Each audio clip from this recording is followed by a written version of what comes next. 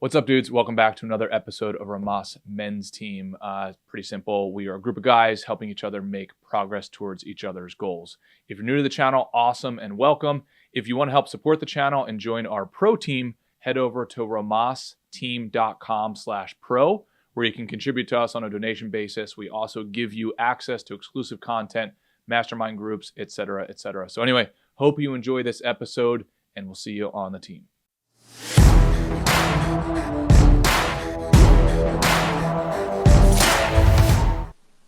All right, we are live, back in action. Rhomas Men's Team 2025 version. Phil's got a new baby face. Ray has always had a baby face, and we're back in action here. Welcome, dudes. Hey, Wes is still a troll under a bridge. That's all right, Wes. We're here to talk about goals 2025. That facelift, that stem cell facelift, I presume is still on your goals list, Wes. Larry, Hey, right on, man. We got the band back up together. I know, man. Actually, Rainey is in the comments. No kidding. And it just sparked me, Rainey. If you're listening right now, I'm so sorry, dude. I realized you texted me. I was sick over the holidays, so seeing your name jogged my memory. So, Rainey, would love for you to come back on board, buddy, and then I'll circle back with you today as well. We got Gibbons, who's asking to come up as well. Yeah, so, let's get everyone up here. Let's just have like the dog park, you know? Yeah. 2025. Well, let's go around real quick. In true Rhomas fashion, and have the guts to give yourself some credit on a big win or two for 2024. Ray, let me pass you the mic. We'll go round robin here. Ray, what's a big win or two you had for 2024? Well, the wins they're kind of funny, Wes. I kind of stumbled into them, or like Phil said, I could have done them anytime, but I just it took the challenge of the accountability of the team or whatever. So got myself one of the top divorce lawyers in the city, paid down my credit card, got all my taxes filed for the last 5 years. Those are a couple of things that have happened just in the last few years, or last few weeks and months. Those are huge. Those are some of the things that come to mind. And again, there are things I could have done anytime, but like my self-sabotage and my own whatever baggage was standing in the way more than anything else. So those are a couple of wins. It seems like maybe a theme for you in 2024 is like sort of like putting order to the chaos. Yeah, man.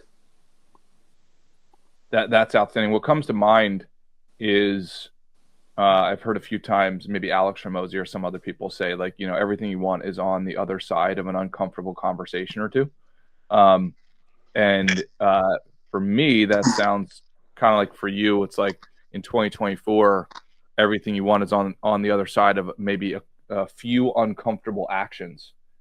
So great job on taking those actions, dude. Bill, passing the mic over to you, brother. If you would be so kind to be kind to yourself and willing to give yourself some credit, because I know that's hard for you. I say that respectfully. What's a big win or two for 2024, bud?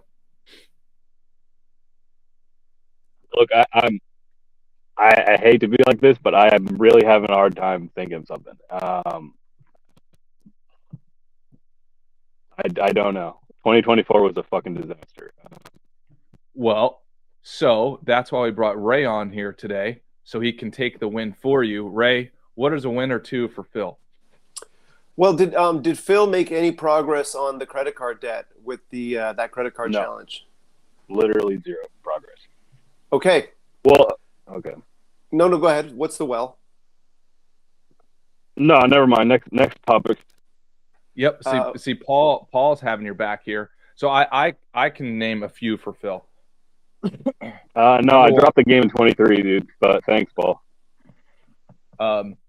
So from my understanding, Phil got a job, changed his situation from living. That's my impression.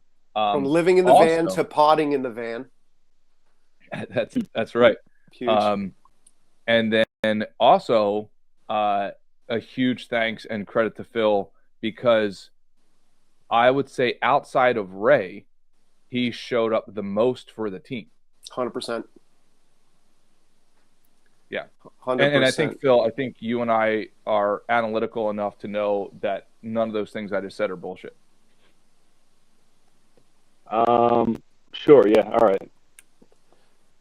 Yeah. I mean, I do think, I think working at the warehouse, helped me learn to work a little bit harder, which is one of my main weaknesses. So yeah, I improved at that. It just doesn't, it's not, I don't know. Yeah, it's not much. Yeah, I think so, Phil. I think I can relate to a certain degree because what we've talked about in the past of like, I have perpetually, how would you say this? I have surrendered to the fact that I, in a weird way, enjoy living in a state of semi-satisfaction. Unlike Larry, who I'm always amazed with and inspired by, of able to like really get all of the juice from the squeeze.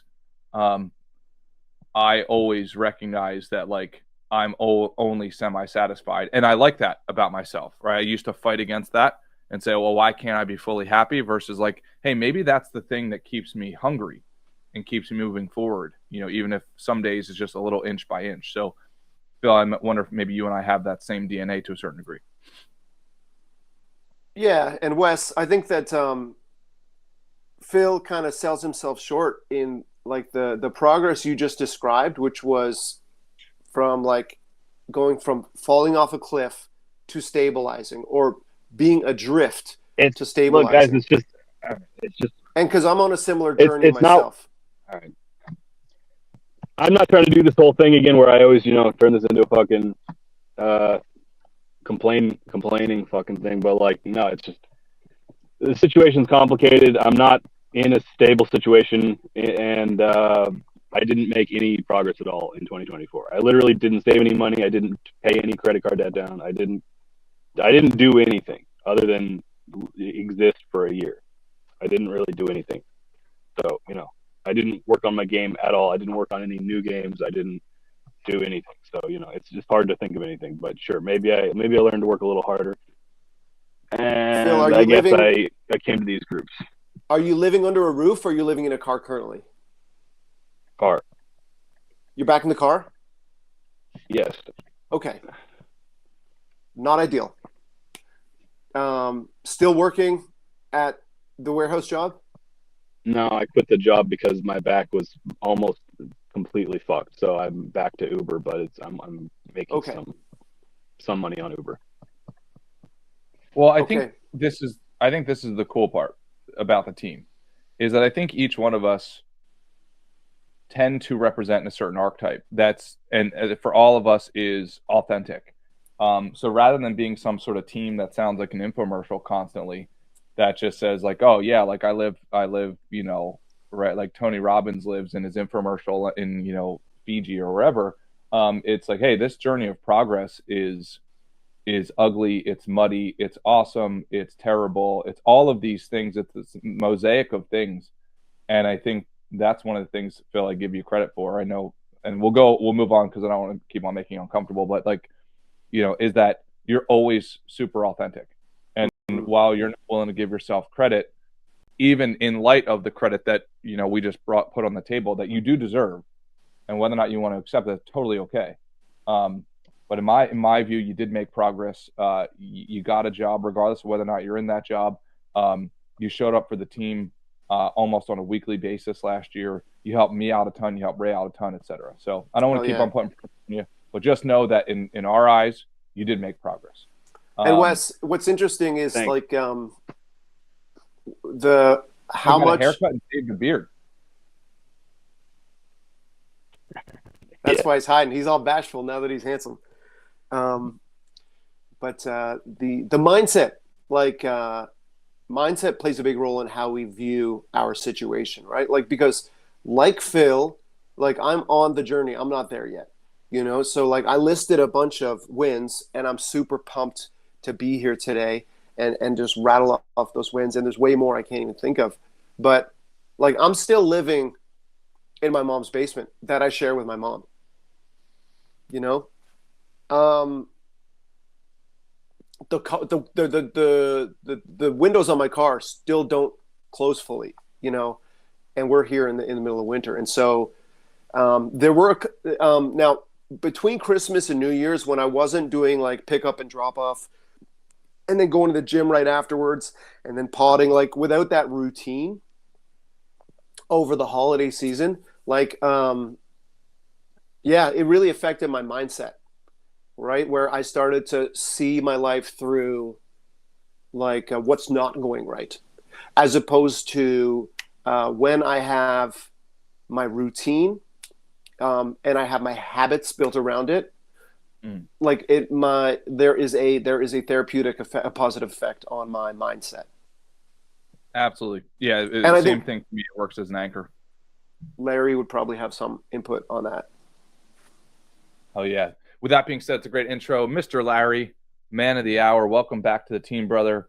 Would you be so kind as to share a win or two for 2024? Well, first off, I want to tell Phil I'm glad he's still alive. I think that's huge. I think, and it gets overlooked a lot that he's still in there. And I think it's all relative. I think one of my wins was I'm being nicer to myself than I had been. I can be highly critical. And I realized how counterproductive it was, that all it did is not make me feel good about myself. And even though we fell short on 150,000 followers, we ended up coming in at 148, which says something about, there's still some value. There's still value. And I think that is the anchor that keeps us all in the game. I may not be seeing it all around me, but I still bring value. And I think when we recognize, and I've been doing I put a new program together. So I've been doing a lot of reading on the brain and the mind. And one of the things that has captivated me the most is it's black and dark inside our head, and we create this whole reality. And it's all an illusion. And since it's all an illusion and we created it, why don't we create it amazing? Why do we want to bring all this bad shit into it? And that's because we lean from the amygdala. Congratulations, amygdala. We lean in a negative direction, and it's for continuing the species, that and that alone, also in protecting us. But we're protecting us from enjoying our lives. And I think when you mentioned the impact that Phil has had on your lives, I just got a taste of that. And it was very positive, because what it did is it put things into perspective. And I think we lose sight of perspective. We get into the illusion, that life should be a suffer, or everything's wonderful, or getting all the squeeze, and I kind of had to laugh when Wes says Larry gets all the squeeze. I'm always recognizing that I got a bit of the squeeze, and I'm disappointed I didn't get all the squeeze. But then I have to realize that, why did I choose disappointment? Why did I choose to be dissatisfied? My God, I'm alive. And unlike anyone in the group, I've been waking up now for over 76 years. And there's been days I was disappointed I woke up, and there's been days that I had difficulty sleeping. I was so excited about waking up. And I think that that's something that occurs in all of our lives. And so I'm grateful for that. I'm grateful for the opportunity to be able to get involved in new arenas in 2025, stretching myself, getting comfortable with discomfort, which I think is an oxymoron. I think it's ridiculous to think you're going to get comfortable with discomfort. Hello. But I do feel it's a tremendous driver. I miss being with you guys. It seems like all my presentations were either on a Friday morning or a Monday morning. And I got so excited last Monday that I was finally going to get to attend. Got everything all ready, and there was nobody there.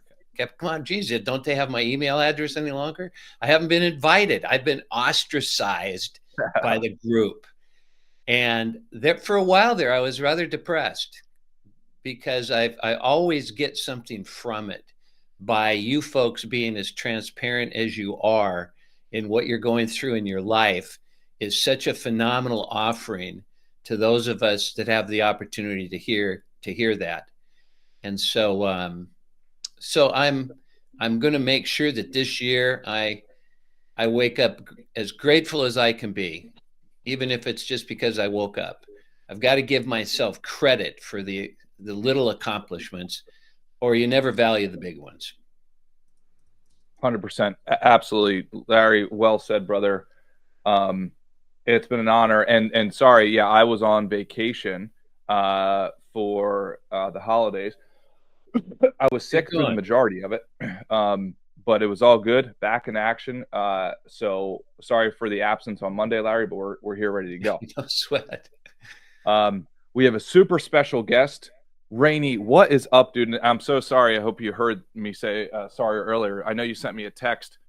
Seeing your name reminded me this morning. I was sick over the holidays, so I'll shoot you a phone call back, man. I would love to circle back on a personal level, see how everything's going. But welcome, dude. And if you don't mind, be willing to give yourself some credit for a win or two on 2024. What are those wins, brother? Yo, guys, what's going on? Can you hear me okay? Yeah. Cool. Oh, yeah. All right. Wes, you're dead to me for not returning that text, so feel free to fuck off, man. No, I'm happy to be here. I'm happy to see you guys, and I'm glad that I could join this, man. And it's good to be here, man. I really need like this kind of positivity today, so it's good to be here. As far as like a win for the year so far, I think like just kind of like I don't know, like putting things in perspective right now, because I'm having a hard time like configuring my thoughts. Like right now, I'm kind of like dealing with like a major like family issue. Like both my parents are pretty sick, and kind of navigating that, but then also like dealing with like a lot of family dysfunction rooted in that, and it's really complicating, getting to addressing the problem head on. So I think even just kind of like taking a step back today, the last couple of days, like I feel pretty good that I'm kind of like on the right track with like what I'm doing and kind of like just starting my year, because the first couple of days of 2025 were just kind of a whirlwind of trying to address this dysfunction. So just kind of like getting here today and kind of refocusing myself and getting focused on 2025 is just a major victory so far. Love it. And Rainey, is it okay if I dig a little deeper on this stuff? Yeah, go for it. So number one, let me ask you this. How is the career going, or how did the career go in 2024 for you? Dude, everything, just about every other aspect of my life is on the right track. I feel like there's inevitably going to be, shit that's not going well, but I think most other things in my life are manageable, and career-wise, I think things went really well, and I have like more direction now. Things get clearer with the more structure that I put in place, and like that's entirely attributable to meeting you a few years back and sitting in your mom's basement and kind of getting direction, as opposed to just waking up every day and seeing wherever like the day's going to take me. So I owe you a lot, and I can't thank you enough for like inviting me that night. Like that really kind of set the course for where I feel like I'm at now, because like at the time it was just like I feel like I was kind of starting over for the longest time. I'm 46 now, and up until maybe 40 years old, I just felt like a loser. Every day I prayed that I would get hit by a friggin' bus, and it's that meeting really rerouted things and kind of set the course for where I'm at now. And it's, I'm leaps and bounds ahead where I was there in a lot of different respects, but there's still a lot of ways to go in just about every area. But career wise, things are going good, and I'm excited about, what's ahead. Hey man, I super appreciate the compliment, brother. I really do. It means a lot coming from you. And as always, like we've talked about, the work that you've been willing to put in on yourself and your career in the last handful of years. I mean, I would not be surprised if we were to look at your results, the bulk of your results is sort of like exponentially weighted towards the last few years. And by the way, I'm not saying, oh, that's to credit from what you just said. I'm just saying that's credit to you. And then also noticing the compounding that happens, right? Like I'm going to be willing to bet that last year's results were more than the sum total of the results for the prior 5 years. And you could probably say the same to be true for 2 years ago prior to that. And the reason I'm bringing that up is like maybe for narratives like Phil was saying earlier, I think a lot of men quit because they think that success is linear when really it's on an exponential hockey stick chart. It's like you almost have no results until you have the most results.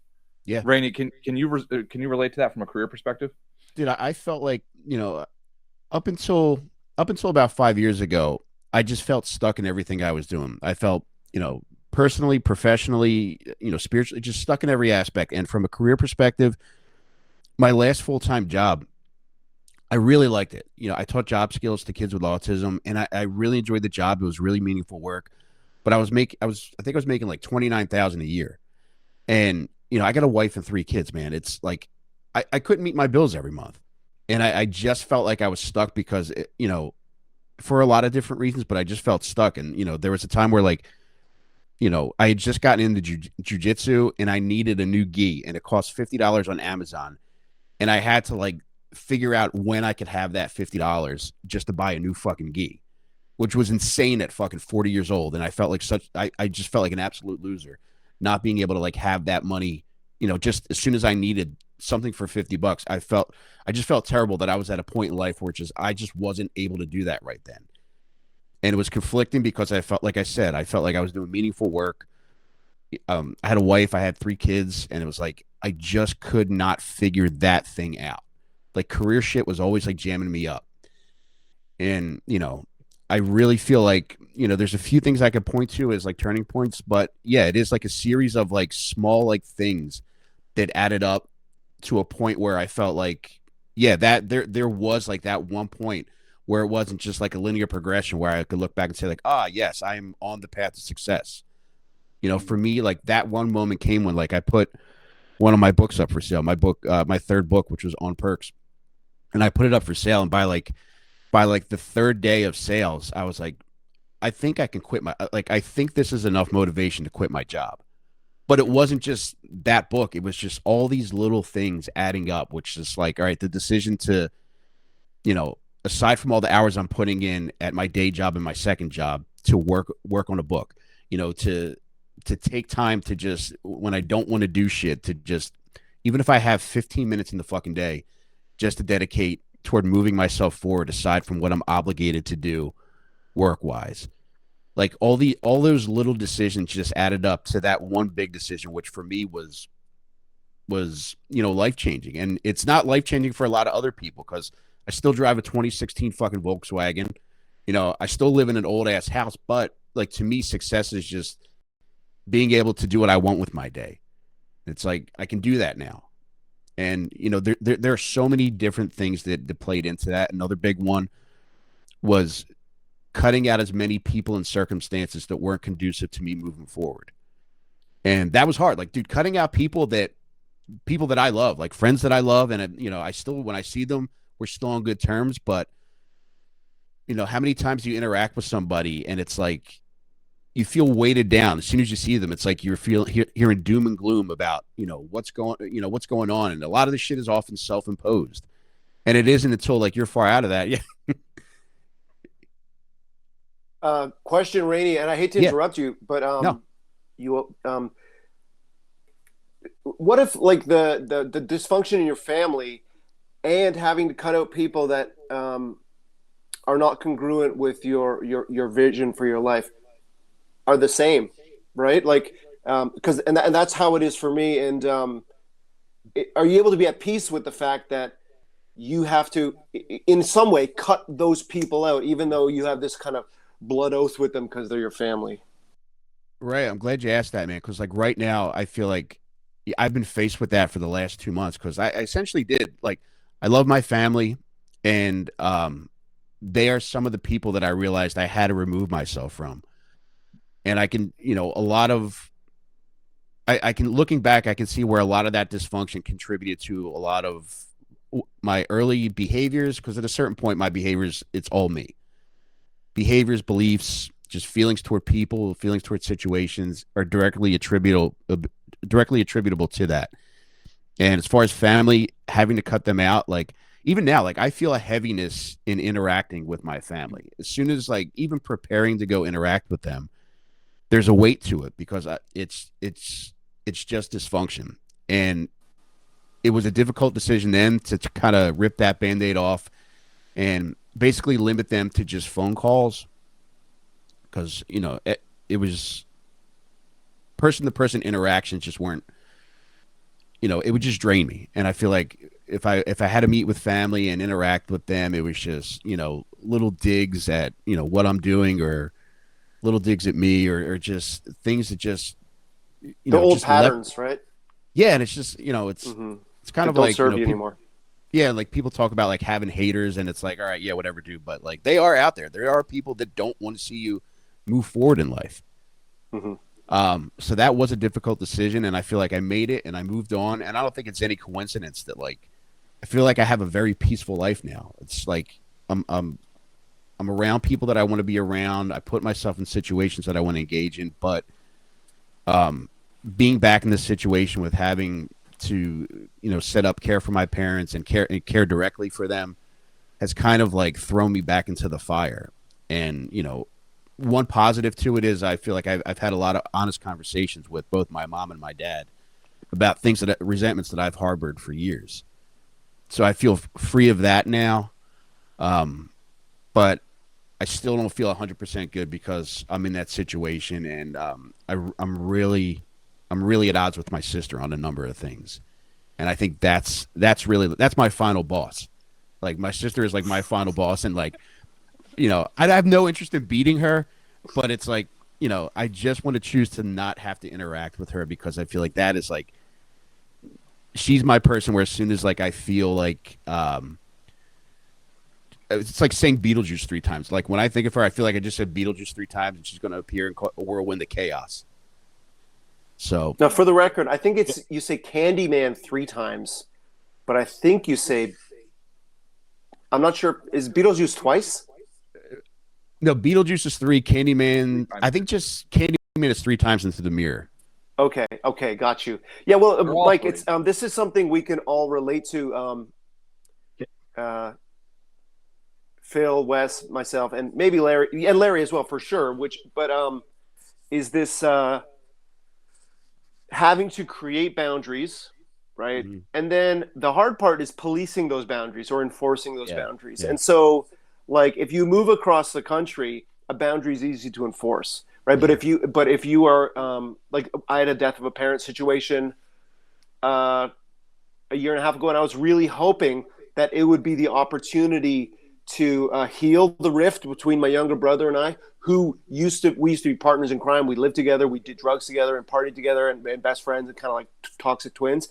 And but like my dad's death came and went, and the great healing didn't occur, right? And so it's something I struggle with as well, which is being at peace with the boundaries that help me kind of advance my life. Hey dudes, sorry for the interruption here. Just wanted to let you know if you want to join our pro team, go to romasteam.com/pro. You can help support the channel. You will also get access to exclusive content, masterminds, one-on-one sessions, etc. All right, back to the episode. I'm sorry, go ahead. And I was just pretty surprised to hear you say this, Mike, because like it's the exact same kind of issues I've been having for a while, and man, I'm gonna start fucking crying. No, I'm with you. So, yo, sorry about this. You're all good, bud. So, god damn, I'm sorry, guys. So god damn.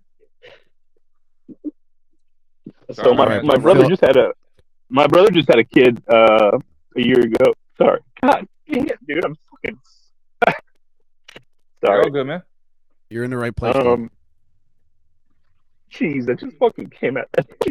Just came out of nowhere. My brother just had a kid. I'm just gonna keep talking, even though I sound like a frog. My brother just had a kid a year ago, and damn, dude, I was not. Damn, dude, I'm like shocked by these emotions coming up. And it's really been like fucking with me a lot because like I feel like a complete piece of shit for not fixing me and my brother's relationship. Because me and my brother, like, because of some shit that happened a year ago. Jesus Christ, dude. Sorry, guys. I just feel like a complete piece of shit, and like that I can't get over me and my brother's problems because like there's this kid that's like growing up. He's a year old now. I've only seen him a single time because me and my brother hate each other, and it just makes me like, you know, normally I would just be like, you know, my parents and my brother are fucking huge fucking self-absorbed assholes, whatever, it's their problem, and I hate it, and it makes me feel like complete shit, but like I just kind of put it out of my mind. But for some reason now that there's this kid like growing up, I'm like, man, if I see him in like 2 years, 3 years, 5 years, 10 years, I'm just gonna be like, I don't know how I'm gonna be like, hey man, what's up? Never fucking known you or seen you. But how's it going? And like, I don't know. It's just sorry. I did not expect this to happen. Sorry guys. So I don't know how to deal with it. Like I do think like keeping boundaries with my family is the right move because they're very, very toxic and they're very like they're not interested in solving any parts of the problem, you know. So like, geez. Um. So man, sorry. I just fuck. Phil, can I throw something out there, bud? What the fuck just happened? What the fuck just happened? Yeah, throw something out there. Rainey, Dude, you were being open and honest. That's what happened, man. And it was Jesus awesome. Like, Christ, man, I just fucking freaked out. God damn. no, dude. Like, I'm glad. Like, dude, you could have left that buried inside, you know, spreading its toxic roots around for another year, man. I'm really grateful that you raised that conversation because that's exactly what I'm going through. And I'm sure Rainey, one of the side effects of the boundaries, your healthy boundaries you're trying to enforce is your kids might have less interaction with their extended family. I know that's true for me. And like, I remember there was a young man on this pod who he was in a situation where he felt like his niece was being held hostage over the headbutting between him and his brother. And I asked him, like, I'm like, is it okay if I hold my daughter hostage? And he said, no way, dude. Like, so Rainey, I'm sure you can relate to that painful element that Phil's talking about. Yeah, and Phil, dude, I'm with you, man. That's something like I haven't been able to rectify that yet because I have a niece and two nephews, and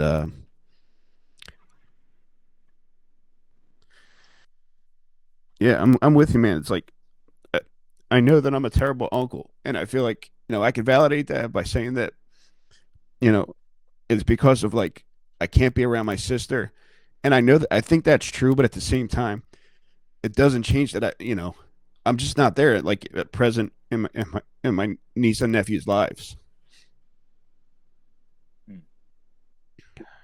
It's just really hard to I can fucking be a cold fucker to my family, because they're adults, but I don't know, something about the kid it makes me hard to just be like, yeah, fuck you, I don't give a shit about you. I'm with you, man. I just don't think there's like an easy answer here because I feel like in my situation I know that like I'm better off just away from my sister, and I know that she probably feels the same about me, and it's and I can't change what she feels, and I just know that I'm better off away from her, but at the same time, it's like I haven't found a way to just appropriately address the guilt that I feel about like not being present, in the lives of my nephews and my niece, because it just sucks, man. It's like I know that like if I choose to be involved, I know it's a package deal, and that I also have to deal with my sister, and it's somebody who has just like wreaked a lot of havoc in my life and causes a lot of chaos. And the concession that I make is that I'm not in any of their lives. Like, I talked to my niece on the phone, and we had a great conversation yesterday, and it was like it just felt good to have a normal conversation because I hadn't had that in so long. It's if we cross paths before that, it's mostly just surface level bullshit. But it felt good to have a genuine conversation. But at the same time, I just don't know that I could jump full force into the level of involvement that I want with her kids. Can I throw something out here, guys? Yeah. So, for what it's worth, there's two sort of mental frameworks that have helped me in similar situations. So I think there's something that's sort of like the curse of a leader. And especially as the further up the food chain you go, the dynamics start to shift. Like what comes to mind is when Michael Jordan joined the Chicago Bulls, we probably often forget, like Michael Jordan was a rookie at some point. So he was looked at as the guy at the lowest end of the totem pole. And in society, we often have these like age-related hierarchies. It's like, oh, like because he's younger, or because he's the younger brother, because he's the rookie, because he's whatever, therefore that dictates the status. But the unfortunate thing or the fortunate thing that happens is when we become men, right? It now becomes more of a meritocracy. And that's out there in the world, but then you have these weird family dynamics. Is like, yeah, but you're still my younger brother, right? So it's this really weird dynamic. And what I've noticed is like, especially if you go on a journey of becoming self-aware, emotionally aware, etc., you start to outskill even your superiors, like your historical superiors. Oftentimes this happens with parents, and that's very hard, like very, very hard, because then you have to recognize what we talk about as like the scaffolding of a relationship. A relationship will only go as so high as the foundation of the scaffolding. But if you want the scaffolding on the side of a building to reach 12 stories, but it can only support 8 stories, well, that's on you to take it down to the 8-story level. And unfortunately, somebody has to pay the price for that difference. And the leader has to pay the price, in my opinion, which in these types of cases, it's like we might have to pay the price of the relationship not being what we want it to be so that we can reduce it down to the level of homeostasis. Right. I have certain family members that I can only talk about the Eagles, and I don't even watch sports. Right. I can only talk about the stories that we shared when we were in 5th grade. But if I want some sort of relationship at all, I know that it cannot go past those conversations. Every single time I try to force it beyond that, it just goes into some sort of chaos. So somebody has to pay that price. Now, if you ask the lower skilled person to pay the price of the upside delta, it's not possible. It's literally not possible. That's like asking somebody to dunk a basketball who cannot even reach the net, right, let alone the rim. So unfortunately, the leader has to pay the price. You have to pay the price. We all have to pay the price of downshifting our desires and our expectations if we want the relationship with the nephew, if we want the relationship with the mom, but it can't exceed a certain level of conversation. Does that make sense? I'm not saying that's right. I'm saying that's the pattern that I've noticed. Rainey, can you relate it all to that? Yeah, and one of the things that like I even struggle with is like as far as like scaling things down, like I've just come to the resolution that I just really can't have any kind of like even like a communication, just a phone conversation, even a text level conversation like with my sister, and and I do agree with you in that like that I feel like that's been helpful in a lot of other ways, and I feel like that's been helpful in cutting friends out that might not be contributing to me moving forward. Is like we can still talk online you know, about there's friends that I do that with where it's just Eagles, and it's just like maybe like minimal relationship talk or something like that about what's going on in their lives, about their parents or stuff like that. And I think, you know, that's been a really healthy concession to make to them. But this is the one relationship that I feel like I don't know that I can make any kind of like modification to really support it, because it's just like an insane level of just dysfunction. I mean, Rainey, yeah. you know what just occurred to me when you were saying that is that explains a lot of relationships that I no longer have. Like back when I was drinking and drugging and acting like a big child through my 20s and 30s and early 40s, I think like the sensible people that I know kind of cut me out of their lives. Yeah. You know? Yeah, and I get it. Justifiably so. Like I look back on people, like there's one friend that instantly comes to mind, an old comedy buddy named Benny. And he just like stopped talking to me. And for the longest time I was like, he unfriended me on Facebook. I was like, what the fuck, man? Like we were good buddies. But the more I thought about it, I was like, all right, my last interaction was your wife seeing me getting drunk in your basement after I picked you up and telling her I was going to be your designated driver for the night. So, yeah, it's no shit. She probably either you made that decision or she told you, like, look, you need to leave this loser alone because, you know, he's the worst possible thing for you right now. Yeah. And Larry, Yeah. sorry, Phil, did you want to say something? I was going to say, Wes, that was extremely helpful to hear that. That's really good. That makes an enormous amount of sense, just the practicality of it. Like expecting someone who can't dunk and dunk the basketball is just ridiculous. And, I keep having this desperate like desire to my parents are gonna grow up someday and become people, and like it's never gonna happen. And I need to start treating it that way and figure out what I want to do with that reality, because that's the reality. So it's good to think about it that way. Yeah, as always, right? I think you and I kind of often meet our minds together because we're analytical. Because I do think so. I see it as a flow chart, right? It's like, okay, am I willing to pay the price of reducing the relationship down to what is workable? Right? Not good, bad, whatever, like workable. That's why I like the word that Rainey's using. It's like functional or dysfunctional towards what? Towards the goal. Okay, well, what's the goal? If I have to reduce the goal, okay, then that's the price I have to pay. But to Rainey's point, you then have to ask yourself, okay, well, if I have to get down to like super basic level of interaction with this person, am I willing to do that? Yes or no? And forcing the answer. And realize you could always change that in the future. Like, hey, currently I'm not willing to do that, because if I step foot in any sort of circumference, whether it be physical or digital circumference of this person, it blows up into chaos. But that doesn't mean that it's decoupled. If your answer is no, that probably means that you are going to have to lose the niece or nephew, right? And I think a lot of us as men have to confront those demons.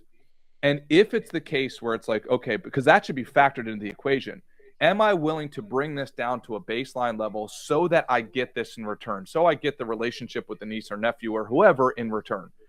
If my answer is still no, I think where a lot of us men fall short is like, we have to then go through a mourning process, because you just made a very big decision. It's kind of like being in a toxic relationship, right? Like, okay, you know what?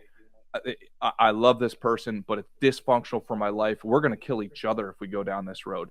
So if my answer is no, I think a lot of men just kind of put a flag in there. But yep, I'm done. It's like, no, you got to go through a formal mourning process, man, because it's messy in there. I decided I don't want this person in my life, but there's also a lot of great things that came as a consequence. So by my decision, I have to throw away those positive things, and you have to feel those emotions. If you just bottle it up and put it away somewhere, I mean, good luck with that. You have to process them, and going through a formal mourning process, in my opinion, is the way to process it. Rainey, what's your take? No, that's it. And it's like, honestly, like I really haven't thought much about like the totality of that decision to just remove myself from like my relationship with my sister until recently. And, there were a number of years that went by where I didn't think much about her, and I didn't see her, I didn't think about her. But now that I'm forced to interact with her regarding decisions about my parents, I feel like all this is like coming back up, and I'm kind of rethinking, what my approach has been all those years. I know it's the right decision just because it's just been chaos, and it's not like, there are people where the last that we left off was just a severe disagreement on something. I think that kind of stuff is reparable, and maybe like getting back to a point where, if you see each other, or just throw a line in the water saying, hey man, like I was wrong about that.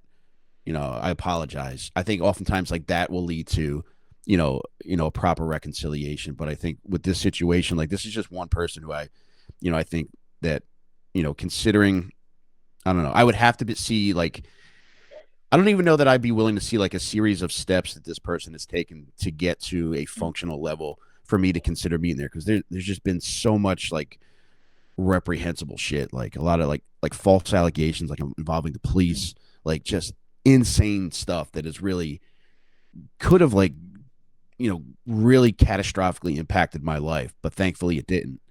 I think it's, just best that this is one relationship that I leave alone, but it just does come at that cost. And it sucks and I hate it. And, it just might be a situation where I just got to live with that cost. Can I say something? Yeah, Larry. Please. I'm hearing a lot of conversation about trying to control. And the other thing I'm hearing about is trying to reason with the unreasonable. You're chasing your tail on this whole element of how you want the relationship to be. And hear me out here for a moment, because there's nothing right or wrong about what I'm sharing. I just want you to get a little different perspective on this. Only thing you and I have control over is how do we want to be within that situation. What is our legend? What is the story that's going to be told about us on how we handled all of these situations? And whenever I'm in a dysfunctional situation, I have the opportunity to ask myself, how am I participating in this? The easiest thing to do is just leave, just not see the people anymore. And, and now you can't be comfortable around people that you disagree with or people that you have conflict with. And that's not a good learning, because we're going to always have, be dealing with those types of people. So here's something to think a little bit about. We create in our mind this scenario about how things should be, and if I do this and I do that, and if I reach out, then they should at least, but we don't give anybody else the script. So we expect all these people to play this role that we've designed in our mind, but they don't have the script. And so the whole fallacy there is they wouldn't do it anyway if we gave them the script, because it's our script, not theirs. So where the real control is how do I want to be in that scenario? How do I want to be in that situation? And that's where growth comes from. That's where you have the control is, if you think about your sister, Mike, how do you want to be in that toxic situation? Because the easiest thing is just stay away from it. Don't get into it. And then accept the consequences of the fact of never seeing your nieces or nephews or whatever. And if that's okay, fine. But don't then feel guilty about it or start beating yourself up over it, because you have no control over that. You have no control over what people say when you're gone, when you're not in the room anymore, when you wander away. Just like you had no control over the wife who said, and that was a designated driver who's drunk downstairs. That's what you chose to do at that time, and there's consequences. So the moral of the story is you have an opportunity, and a phenomenal opportunity in this situation. Every one of us does, to say, how do I want to show up? I want to be there. I want to be a good listener. I want to recognize there's a lot of pain here. My sister's really angry. I want to learn more about that than her behaving a certain way around me, so I can go on to have the kind of life I want to live. And if I can't get agreement on that, then I'll just ostracize these people from my life. That whole element, you're dead to me. Well, that never worked for anybody. And so I don't want to see you suffering trying to control something you have no control over. and take control of what you do have control over. And that's the amazing human being you are when you bring that person to the party. The rest of it takes care of itself. I tried to share, download with my parents what I'd gone through my whole life, how I felt about everything. And when I got done, I basically broke my mom's heart. Kudos, Lair. But there was no false understandings any longer. There were no misunderstandings about who I was as a son and who I was as a human being. And now that's on them, but I could at least show up now being authentic and not having to try to play a game that, I don't want to hurt anybody's feelings. I just want to be able to be me when whatever that may be at the time, wherever I take me. And so I just want you to think a little bit about that, because that's where the real power comes from. When you show up, that higher version of you. Yeah, I appreciate that, Larry. And, that's definitely great advice. You're welcome. Yeah. And Rainey, if you don't mind, I would love to, if Phil and Rainey, I would love to hear the updates along this year, if you're open and willing to share them. Because these are the exact kind of conversations, right, like that we want to be having. I think oftentimes progress is about, I think as they say, it's subtraction rather than addition. How do we get the blockages out of the way so that all of our energy can go through, and family blockages can be just enormous. So yeah, I totally get it. But out of respect for Gibbons, please. Yeah, let's get some Boston barroom wisdom from Gibbons on this matter. Go, dog. What's up, Mikey? And also, I want to give Gibbons the space, because I got a jet here not too long from now. Give him the space because he wanted to come on and share. MFG, you share whatever you want to share, buddy. And for some reason, I think you might be on mute, but maybe I'm wrong. Is Mike sideways for you guys? Yeah. Yes. Oh, Nah, I can't hear you, brother. It's not showing formally.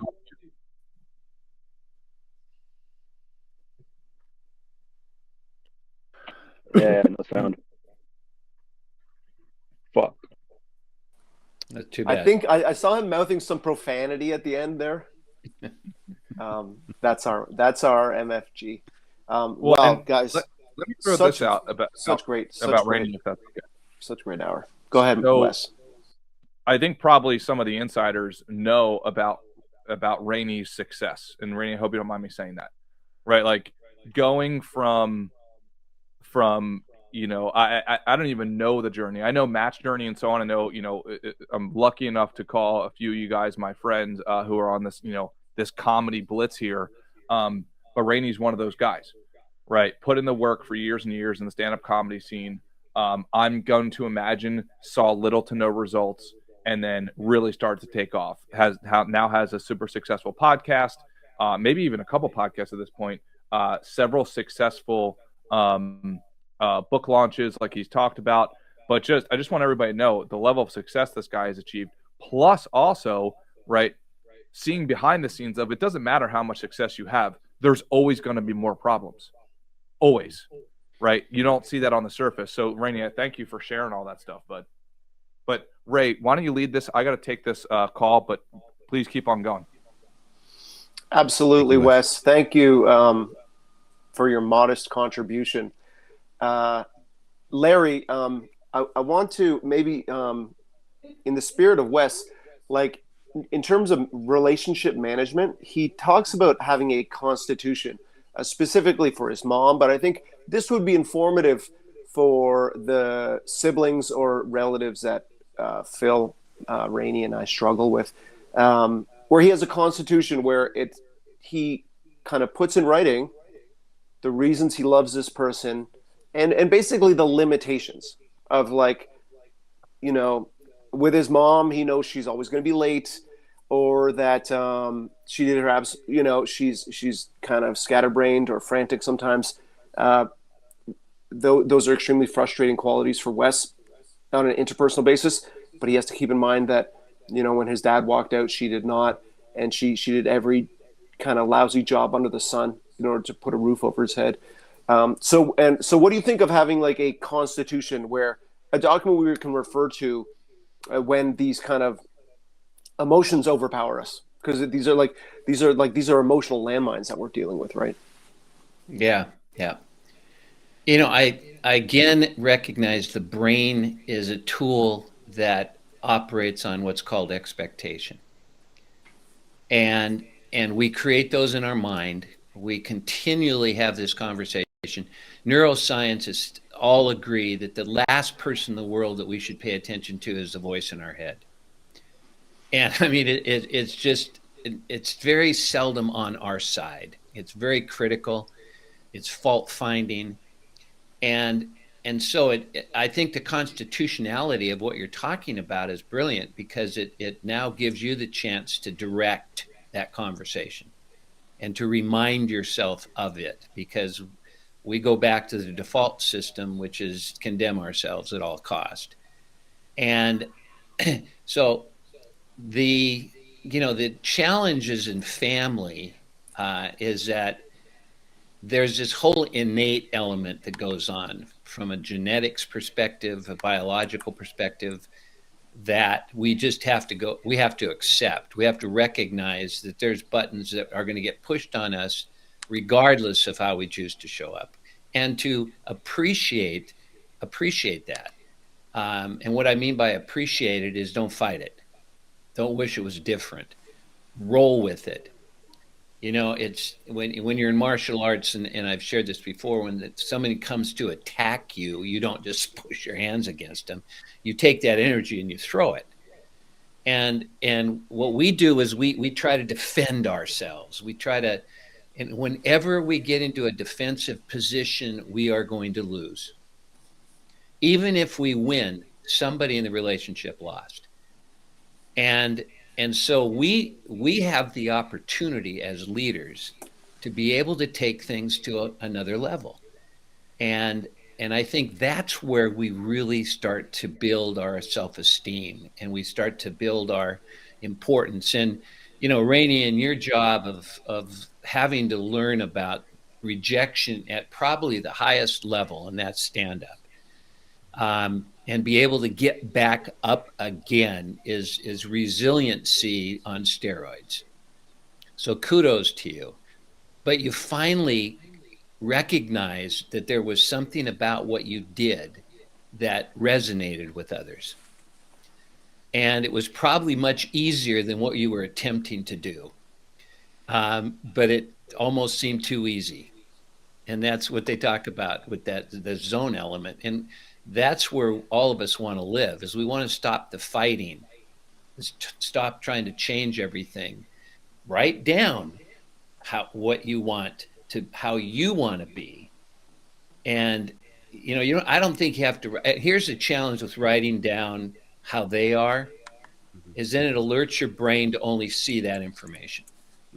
If you're worried about the heckler, that's all you're going to hear is the heckler. Or if you decide I'm going to win with the heckler, then you've got a strategy now when you hear the heckler. But we design our realities, and that's why we can't point the finger, because we created everything that's going on in our lives. So if we're going to do anything about it, again, it gets back to, what would if I would share with you, Mike, what would you like your conversation to be like with your sister, without putting words in her mouth, or without asking yourself how she has to behave? What would you be having? What would you be sharing with her? How would you be with her? Because that you have complete control over. And then you got to get a kick out of the reaction instead of getting kicked down by it. Mm-hmm. And I think that's where I think Webster blew it when he talked about resiliency as ability to bounce back. I think, why do you want to go back? I think the definition of resiliency is ability to bounce forward.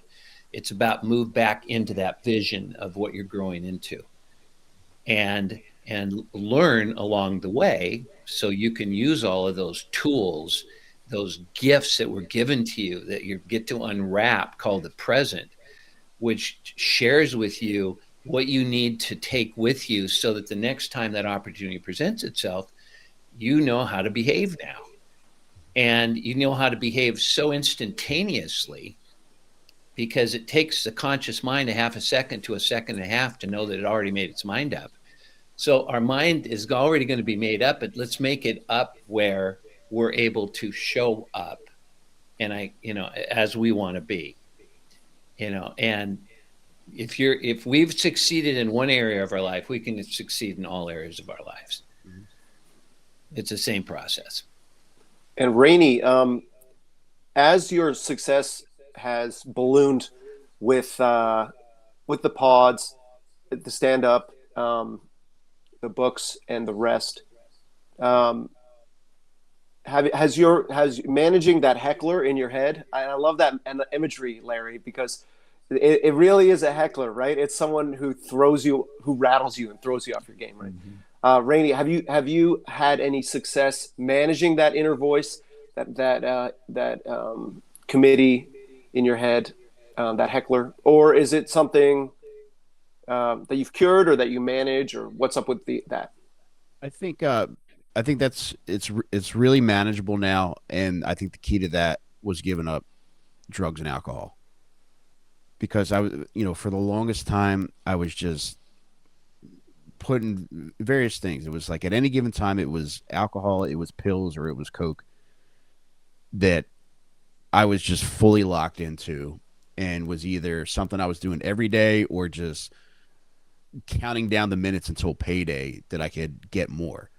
And I think the consequence of that is it's like, all right, it's this like constant like rat race of just like searching it out and then getting it and then coming down from that, and just like that voice is just glaring in your head. And it's like it's hard to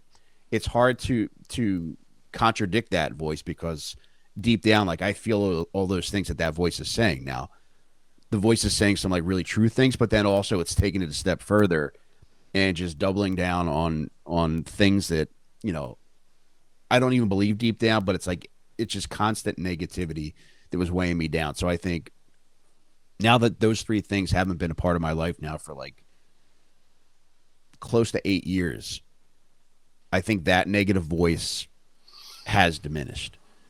And I think it's almost directly attributable to that, and I look back and it's like, by going through like the 12 steps, I was able to figure out a lot about myself, and just as the dust started to settle from all of that, I'm able to look at things more objectively than I did. Whereas like if I'm doing something, one of my biggest flaws right now is I have a tendency to just freak out.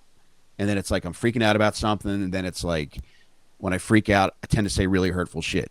And it's, seeing that when everything's said and done, it's like that was the worst possible way that I could have handled that situation. That's more like what the voice is now, as opposed to just right off the top of as soon as I open my eyes saying all these awful things about myself. It's more of just the voice is like more honest now, and less I don't know, less blaming, and and less negative now. But that's almost entirely attributable to just giving up drugs and alcohol. Awesome. Yeah, Phil. Something that's actually something that I could have said for a win for 24. I didn't realize is I have gotten a lot better at recognizing the voice in my head, because like a lot, like I'm such a fucking lunatic that like most of the time I can't even. I'm so consumed by my emotions, I don't even see the emotions. I'm just a fucking freak, and like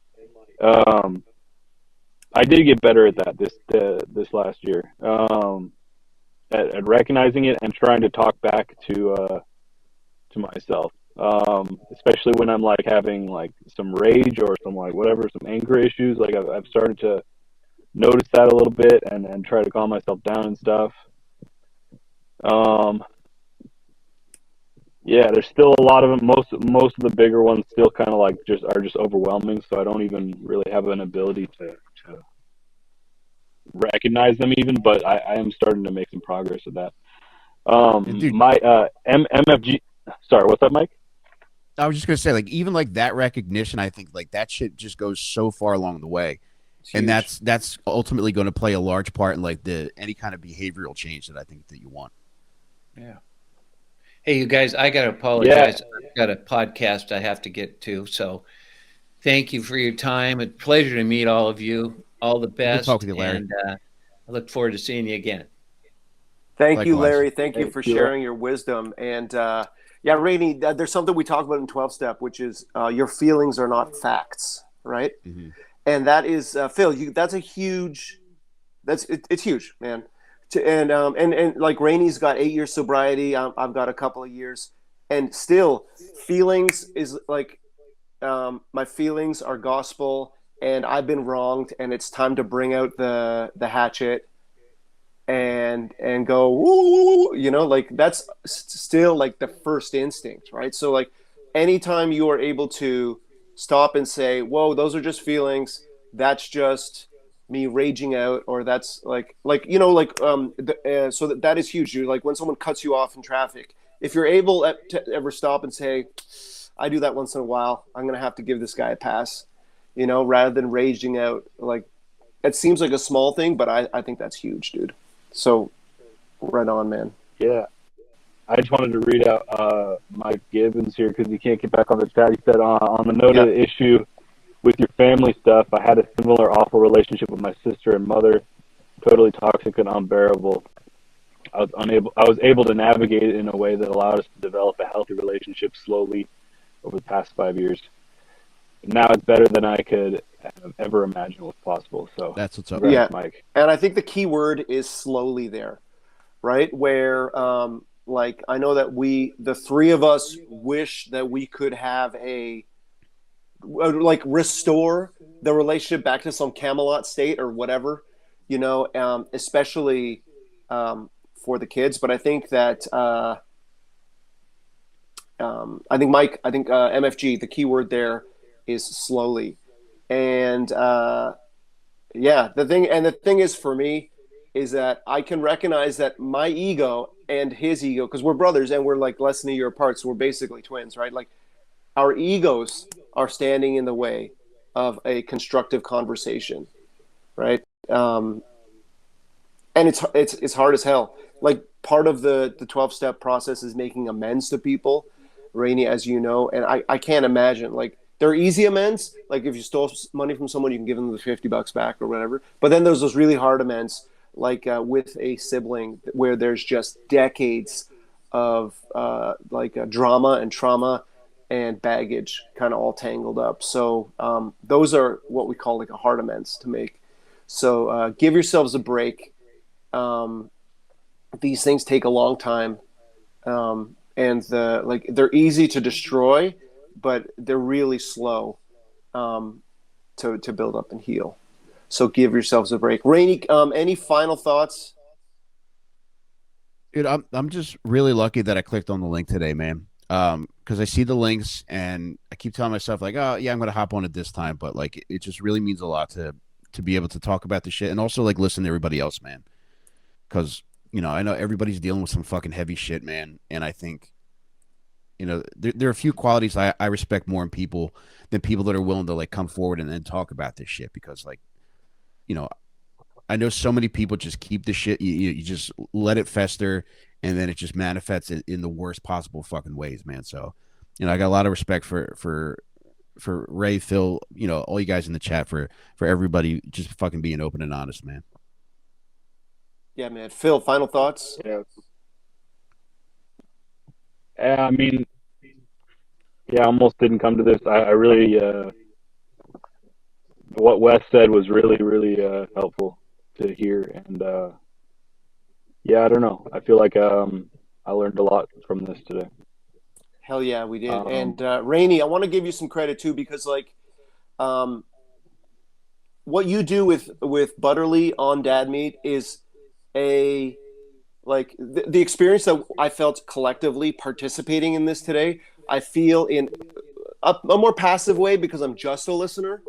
But you guys, like the honesty with which you share your wins and diagnose your losses on Dad Meat. I know you've heard it a million times, but I get just as much utility and value and brotherhood out of what you do there. So it was my first opportunity to thank you, and I'm sure Phil would say the same thing, that he's got a lot of brothership out of Dad Meat. Wouldn't you say, Phil?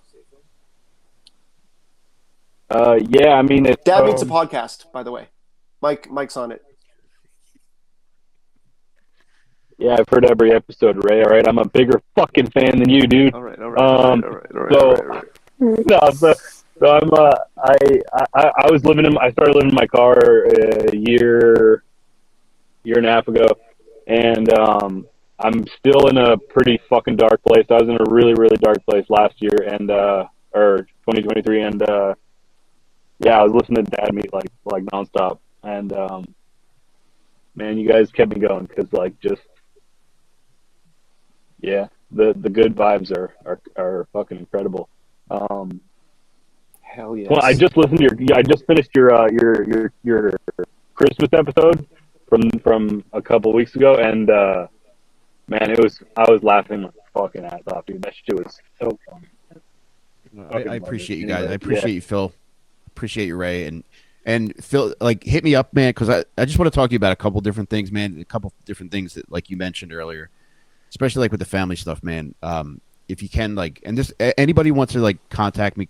My number's 215-789-5407. But text me at any time because I love talking to people, and as much it never gets old hearing people say how much they enjoy the show, but just know that the feeling's mutual. And like I for the longest time I felt like I was out on a fucking island by myself, going back to when I was a kid, moving into adulthood, and just I feel like a closeness to people, like through like talking about this kind of shit and having open and honest conversations that I didn't have for the longest time. So just know like the feeling's mutual, man. So getting to talk about real shit goes a long way. Rainey, what a fool you were to think that you had nothing to contribute for all those years, dude. You are like you're a giant to us, and we love you. And don't be a stranger. Come back to the Rhomas pod again soon, okay? Well, the feeling's mutual, brother. I love you guys, and I will be back. All right. Cheerio, Phil. Hey, it's good talking to all you guys. Later, Larry, boys. bye for now.